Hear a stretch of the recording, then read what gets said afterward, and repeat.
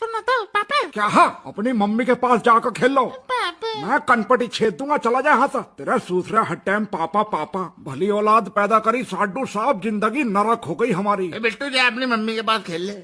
हाँ सही कह रहे दयाराम जी, बहुत जिंदगी न रखा बिल्कुल। लोग कहमा लुगाई दूसरे की अच्छी लगा और बालक अपने। मैं नु कहूँ दोनों ही चीज दूसरों की ठीक लगा। बिल्कुल सही बात, आदमी को ब्याह नहीं करना चाहिए, रण में रहो, मजा लो। पापा पापा पापा सुना था? कैसे डांट रहे, मम्मी से कह दिया ना अभी।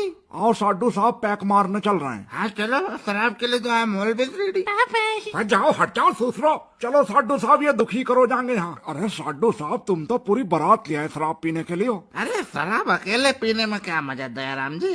पहले सारे मिलकर शराब पियेंगे साथ, फिर कहीं झगड़ा करेंगे, फिर हमें पुलिस ले जाएगी, जब तो पता चलेगा दुनिया को हमने शराब पी। हाँ हाँ, 2-4 हजार रुपए भी लगने चाहिए। अरे तुम